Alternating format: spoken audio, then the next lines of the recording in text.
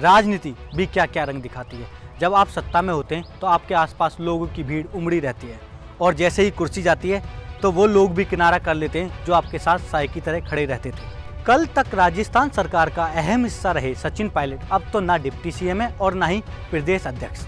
सुरक्षाकर्मी और लाव लश्कर से घिरे रहने वाले सचिन पायलट जब सदन की कार्रवाई में हिस्सा लेने पहुंचे तो उनके साथ कोई नहीं था। तेज बारिश हो रही थी और पायलट हाथ में छाता लेकर विधानसभा में पैदल ही चले जा रहे थे। सियासत ऐसी ही होती है, जब तक सत्ता पास रहती है हर कोई अपना होता है, लेकिन जब कुर्सी छिन जाती है तो कैसा महसूस होता है ये बात सचिन पायलट से ज्यादा भला कौन समझ सकता है। शुक्रवार को विधानसभा की कार्यवाही शुरू होने से पहले सामने आई इस तस्वीर ने वो सब कुछ कह दिया जो शायद सचिन पायलट अपनी जुबान से न बोल पाते। तेज बारिश के बीच अपनी गाड़ी से विधानसभा परिसर तक पहुंचे, उसके बाद हाथ में छतरी लेकर अकेले ही सदन में जाते दिखे। साथ में न तो कोई मंत्री था और न ही कोई विधायक। पायलट को सदन के बाहर ही नहीं अंदर भी अकेलेपन का एहसास हुआ। सचिन पायलट जब सदन की कार्यवाही में हिस्सा लेने पहुंचे तो वहां पहले की तरह उन्हें मुख्यमंत्री के बगल वाली सीट नहीं मिली, बल्कि उन्हें सदन में पीछे की तरफ गैलरी के पास बिठाया गया, वो भी कांग्रेस विधायकों से अलग निर्दलीय विधायक संयम लोढ़ा के साथ। पायलट को अलग थलग किए जाने पर उपनेता प्रतिपक्ष राजेंद्र सिंह राठौड़ ने सवाल उठाया तो पायलट अपनी खींच पर पर्दा डालने की कोशिश करते दिखे। लेकिन पहले जब मैं वहां बैठता था तो सुरक्षित था, सरकार का हिस्सा था। फिर मैंने सोचा कि अध्यक्ष महोदय ने और हमारे चीफ व्हिप साहब ने मेरी सीट यहां पर क्यों रखी है। 2 मिनट मैंने सोचा और फिर देखा कि ये सरहद है, पक्ष है विपक्ष है, और सरहद पर किसको भेजा जाता है? सबसे मजबूत योद्धा को भेजा जाता है।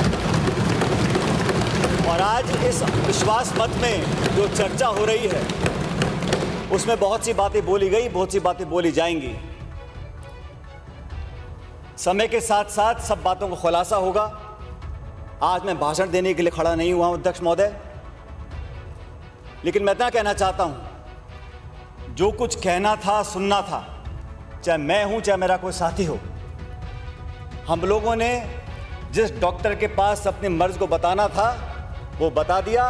इलाज कराने के बाद हम सब लोग आज 125 लोग यहाँ सदन में खड़े हैं, और सदन के अंदर जब हम सब लोग आए हैं तो कहने सुनने वाली बातों को परे हटकर आज वास्तविकता पर ध्यान देना पड़ेगा। धरातल पर जब हमने कल संकल्प लिया, बैठकर बातें करी, सारी बात खत्म कर आज सदन में जब प्रवेश किया है तो इस सरहद पर कितनी भी गोलाबारी हो, हम सब लोग और मैं कवच और ढाल, गदा और भाला बनकर यहां पर सुरक्षित रखूंगा। आपको बताना चाहता हूं।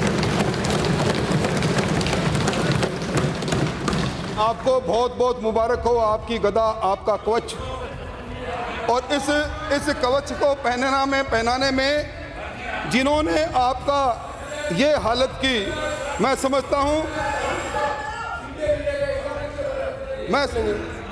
मैं समझता हूं जिंदा कौमें 5 साल इंतजार नहीं किया करती। इसका परिणाम निश्चित तौर पर आएगा। कांग्रेस पर गुटबाजी का आरोप लगाने वाली बीजेपी भी सदन में तब हैरान रह गई जब उसे पता चला उसके 4 विधायक सदन से लापता हैं और अपना फोन भी बंद कर रखा है। कांग्रेस पर खेमेबाजी का आरोप मढ़ने वाली बीजेपी में भी सब कुछ ठीक नहीं चल रहा।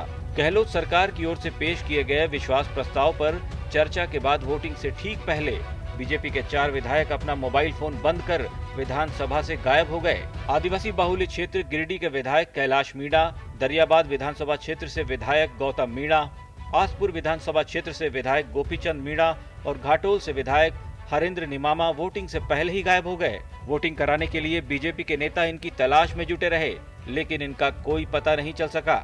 हाँ, जब वोटिंग खत्म हो गई और गहलोत की सरकार बच गई तो ये चारों विधायक सदन में वापस लौट आए। यानी कांग्रेस पर खेमेबाजी का आरोप लगाने वाली बीजेपी में भी गुटबाजी हो रही है, लेकिन दोनों ही पार्टियां अपना घर संभालने के बजाय एक दूसरे पर कीचड़ उछाल रही हैं।